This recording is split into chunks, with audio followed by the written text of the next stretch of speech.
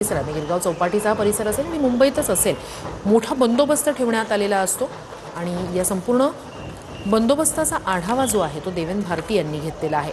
तर 12 अतिरिक्त पोलीस आयुक्त, 40 डीसीपी, 61 एसीपी यावेळी बंदोबस्तासाठी तैनात करण्यात आलेले होते आणि 18,000 पोलीस कर्मचारी सुद्धा यंदा पोलीस बंदोबस्तावर अनंत चतुर्दशीच्या दिवशी तैनात होते। त्याशिवाय राज्य राखीव पोलीस दलाच्या तुकड्या असतील, शीघ्र कृती दलाच्या तुकड्या, 3 दंगल नियंत्रण पथकाच्या तुकड्या आणि बीडीडीएसला सुद्धा या वेळेला पाचारण करण्यात आलेलं होतं। लालबागच्या राजाची ही विसर्जन मिरवणूक आपण पाहतोय।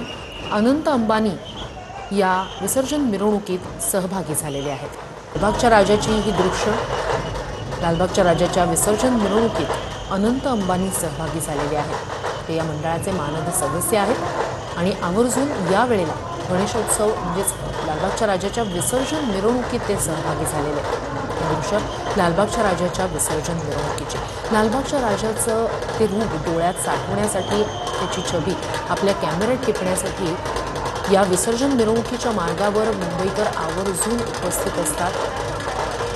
विसर्जन मिरवणूक जसजशी पुढे जाईल तसतसे या विसर्जन मिरवणुकीत मुंबईकर सुद्धा सहभागी होत असतात। लाडक्या बाप्पाला, लाडक्या राजाला निरोप देण्यासाठी समुद्रावर म्हणजेच चौपाटीवर सुद्धा मोठ्या संख्येनं मुंबईकर हजर असतात।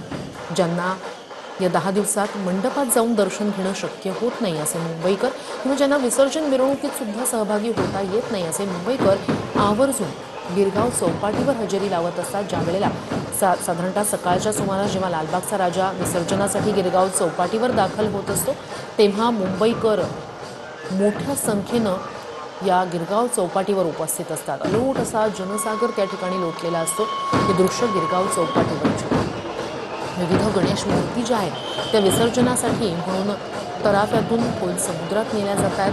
त्या ठिकाणी मोठ्या गणेश मूर्तींचं विसर्जन केलं जातं। जड अंतःकरणानं बाप्पाला निरोप दिला जात असतो, कारण 10 दिवस आपण लाडक्या बाप्पाचा पाहुणचार केलेला असतो।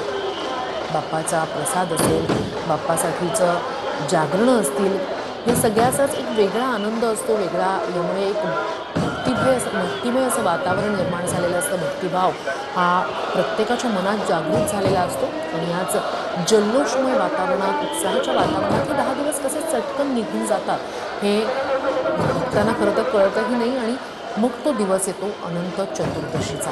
या दिवशी लाडक्या बाप्पाला निरोप द्यावा लागणार असतो आणि म्हणूनच खरं तर एकीकडे विसर्जनासाठीची तयारी, लगबग ती सगळी केली जात असते। मंडपांमध्ये त्या तयारीला सुरुवात झालेली असते। मात्र त्याच वेळेला सगळ्याच मंडळाचे पदाधिकारी असतील, कार्यकर्ते असतील, सर्वसामान्य मुंबईकर असतील, सगळ्याच भक्तांमध्ये एक कुठेतरी हुरहुर असते, एक वेगळीच भावना दाटून आलेली असते की या लाडक्या गणरायाला आपल्याला निरोप द्यावा लागणार आहे। त्यामुळे जड अंतःकरणानं खरं तर सगळेच आपण लाडक्या बाप्पाला निरोप देत असतो आणि त्यावेळेला आवर्जून लाडक्या बाप्पाला आपण साकडं सुद्धा घालतो की हे बा गणराया, आमचं काही चुकलं असेल तर तुझ्यात मोठी घाल, आम्हाला माफ कर आणि पुढच्या वर्षी लवकर या, असं सगळेच जण भक्तगण जे आहेत ते साथ लाडक्या गणरायाला घालत असतात।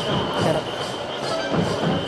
खंडेराय रूपातली ही सुंदर देखणी अशी गणरायाची मूर्ती आपण पाहतोय। दुसरीकडे गिरगाव चौपाटीवरचं हे दृश्य, या ठिकाणी तराफे सज्ज ठेवण्यात आलेले असतात। यंत्रणा विसर्जनासाठीची जी मोठ्या गणेश मूर्तींसाठीची आवश्यक असते ती सगळी सज्ज ठेवण्यात आलेली असते आणि जशा गणेश मूर्ती या ठिकाणी विसर्जनासाठी दाखल होतील तसतसं एक गणेश मूर्ती जी आहे ती विसर्जनासाठी खोल समुद्रात मार्गस्थ केली जात असते, पुढे नेली जात असते। जेजुरीच्या खंडेरायाच्या स्वरूपातली ही गणेश मूर्ती आपण या ठिकाणी पाहतोय। मुंबईतली अनेक गणेशोत्सव मंडळं जी आहेत, मोठ्या गणेश मूर्ती ज्या आहेत त्या गिरगाव चौपाटीवरच विसर्जित केल्या जात असतात। तर लालबागच्या राजाची ही विसर्जन मिरवणूक आणि भक्तांमधला हा अलोट असा उत्साह आपण पाहतोय। गुलालाची उधळण आहे, ढोल ताशाचा गजर आहे आणि भक्तांमधला हा उत्साह आपण अनुभवतोय। खरं तर हाच तो उत्साह आहे जो आपल्याला म्हणजे सगळ्याच भक्तगणांना कुठून मिळत असेल तर तो लाडक्या गणरायाच्या दर्शनानं मिळत असतो।